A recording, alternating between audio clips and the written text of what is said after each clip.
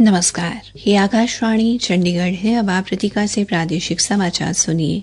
भारत और पाकिस्तान के बीच संघर्ष विराम हो गया है। विदेश सचिव विक्रम मिस्री ने बताया कि पाकिस्तान के सैन्य ऑपरेशन महानिदेशक ने कल दोपहर युद्ध विराम का आह्वान किया, जिसके बाद चर्चा हुई और ये सहमति बनी। कल शाम संघर्ष विराम की घोषणा के बाद पाकिस्तान ने संघर्ष विराम का बार-बार उल्लंघन किया, जिसके बाद कल रात नई दिल्ली में संवाददाताओं से बातचीत में विदेश सचिव विक्रम मिस्री ने कहा कि सशस्त्र बल संघर्ष विराम उल्लंघन का उचित जवाब दे रहे हैं। भारत इन उल्लंघनों को बहुत गंभीरता से ले रहा है और सेना को इससे सख्ती से निपटने और कड़ा जवाब देने को कहा गया है। फिलहाल सीमा पर शांति बनी हुई है।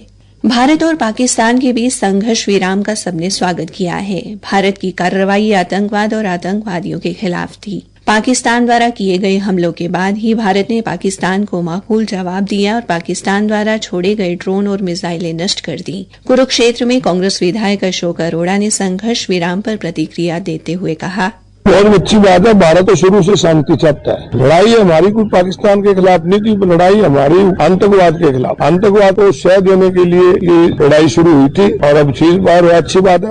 हरियाणा के मुख्यमंत्री नायब सिंह ने ऑपरेशन सिंदूर की सफलता पर गर्व और संतोष व्यक्त करते हुए कहा कि प्रधानमंत्री नरेंद्र मोदी के दूरदर्शी और निर्णायक नेतृत्व में देश के सशस्त्र बलों ने दुश्मन को करारा जवाब दिया। उन्होंने कहा कि ऑपरेशन सिंदूर की सफलता हमारे राष्ट्रीय संकल्प और एकजुटता का प्रतीक है। मुख्यमंत्री ने इस सफल सैन्य अभियान के लिए प्रधानमंत्री और भारतीय सशस्त्र बलों को बधाई दी। श्री नायब सिंह ने नागरिकों का केंद्र और राज्य सरकार तथा स्थानीय प्रशासन के साथ मिलकर मॉक ड्रिल और अन्य तैयारियों में पूर्ण सहयोग के लिए विशेष रूप से आभार प्रकट किया। उन्होंने कहा कि संकट की घड़ी में नागरिकों की सजगता और सहयोग सराहनीय है। मुख्यमंत्री ने प्रशासनिक अधिकारियों द्वारा मुस्तैदी और समर्पण से अपने दायित्व का निर्वहन करने के लिए उनकी प्रशंसा की।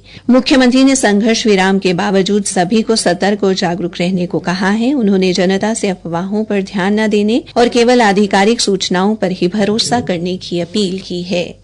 हरियाणा लोक निर्माण विभाग ने अटेली विधानसभा क्षेत्र में इस वित्त वर्ष में 27 सड़कों के निर्माण व सुदृढ़ीकरण की स्वीकृति प्रदान की है। इस पर लगभग 27 करोड़ 12 लाख रुपए की लागत आएगी। स्वास्थ्य एवं परिवार कल्याण मंत्री आरती सिंह राव ने कहा कि यह अटेली क्षेत्र की आधारभूत संरचना को सशक्त बनाने की दिशा में एक ऐतिहासिक कदम है, जिससे क्षेत्रीय विकास, आवागमन की सुगमता और सामाजिक आर्थिक गतिविधियों को नया आयाम मिलेगा। उन्होंने कहा कि सड़कों की गुणवत्ता में सुधार से न केवल यातायात की सुविधा बढ़ेगी, बल्कि क्षेत्र के आर्थिक विकास को भी बढ़ावा मिलेगा।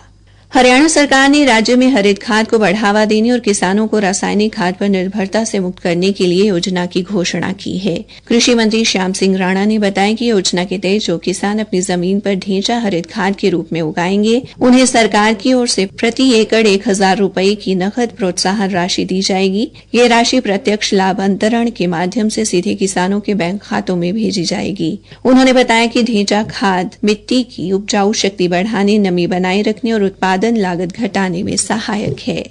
आज राष्ट्रीय प्रौद्योगिकी दिवस मनाया जा रहा है। रक्षा मंत्री राजनाथ सिंह ने कहा कि राष्ट्रीय प्रौद्योगिकी दिवस पर भारत उन वैज्ञानिकों, इंजीनियरों और तकनीशियनों को नमन करता है जो देशवासियों के जीवन में सकारात्मक बदलाव लाने के लिए नई तकनीक विकसित करके योगदान देते हैं।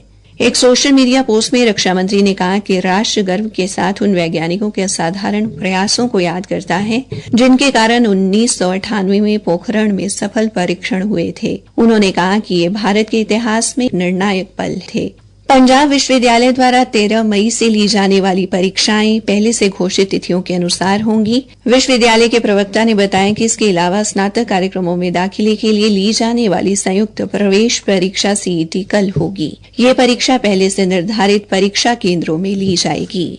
डाक विभाग ने 1 मई से ज्ञान पोस्ट नाम से नई डाक सेवा शुरू की है। इस नई डाक सेवा से किताबें 20 से 100 रुपए में पूरे भारत के किसी भी कोने में भेजी जा सकेंगी। इसी के साथ ये समाचार बुलेटिन समाप्त हुआ।